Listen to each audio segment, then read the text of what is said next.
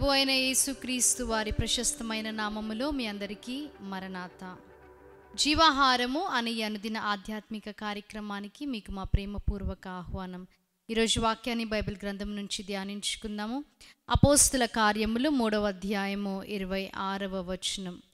దేవుడు తన సేవకుని పుట్టించి మీలో ప్రతివానిని వాని దుష్టత్వము నుండి మళ్లించుట వలన మిమ్మును ఆశీర్వదించుటకు ఆయనను మొదట మీ యొద్దకు పంపెనని చెప్పెను. యేసుక్రీస్తు ప్రభువారు ఈ లోకానికి ఎందుకు వచ్చి ఉన్నారంటే, దుష్టత్వము నుండి మానవులని మలచుటకు, అలాగుననే మళ్లించుట వలన వారిని ఆశీర్వదించుటకు దేవుడు ఈ లోకానికి వచ్చి ఉన్నాడు.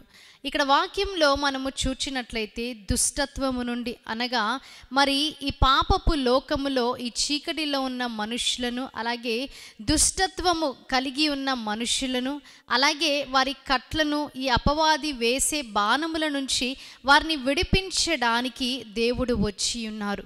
పాపములో మానవుడు జీవించినట్లయితే పాపము వలన వచ్చు జీతము మరణము, అలాగే అవిధేయత వలన పాపము వలన శాపము వచ్చి ఉన్నదని వాక్యము సెలవిస్తుంది. ఈ పాపమును తొలగించి మనుషులని ఆశీర్వదించడానికే దేవుడు దీనుడిగా, దరిద్రుడిగా, దాసుని స్వరూపము ధరించుకొని ఈ భూలోకానికి వచ్చి ఉన్నాడు. ఇక్కడ వాక్యంలో మనము చూచినట్లయితే దుష్టత్వము నుండి మళ్లించుట వలన మిమ్మును ఆశీర్వదించుటకు. పాపములోనే మనిషి ఉన్నప్పుడు ఆశీర్వాదం అనేది మనుషులకి రాదు.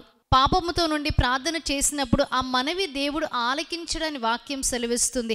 పాపముతో ఉన్నప్పుడు పశ్చాత్తాప హృదయం కలిగి దేవుని సన్నిధానానికి వచ్చినప్పుడే దేవుడు క్షమించి ఆశీర్వదించే దేవుడిగా ఉన్నాడు. కాబట్టి ఆ దుష్టత్వము నుండి విడిపించి ఆశీర్వదించడానికే దేవుడు ఈ భూమిపైకి వచ్చి ఉన్నాడని వాక్యం సెలవిస్తుంది. ఆ దేవుని మనము రక్షకునిగా అంగీకరించినప్పుడు, మనము రక్షింపబడినప్పుడు ఆశీర్వదింపబడిన స్థితిలో మనం ఉంటాం. ఇటు వాక్య వర్తమానాన్ని దేవుడు మీ వినికిడిలో హృదయంలో భద్రపరిచి దీవించి ఆశీర్వదించునుగాక. ఆమేన్. ప్రార్థన చేసుకుందాం.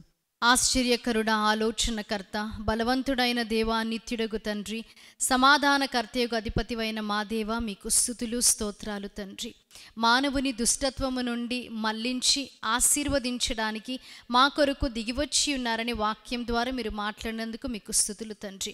ఆశీర్వాదము లేని స్థితిలో ఎందరైతే ఉన్నారో తండ్రి దేవా, మీరు మా కొరకు దిగివచ్చి ఉన్నారని, ఆశీర్వదించడానికి దీనుడిగా, దరిద్రుడిగా, దాసుని స్వరూపము ధరించుకొని మీరు వచ్చి ఉన్నారని తండ్రి దేవా, వాక్యము ద్వారా తండ్రి మీరు తెలియజేసి ఉన్నారు. అందుని బట్టి మీకు స్తుతులు స్తోత్రాలు దేవా. విన్న వాక్యాన్ని ప్రతి ఒక్కరి హృదయంలో మీరు భద్రపరచండి. నజరేయుడైన యేసుక్రీస్తు నామములో అడిగి వేడుకుంటున్నాం ప్రియ పరలోకపు తండ్రి.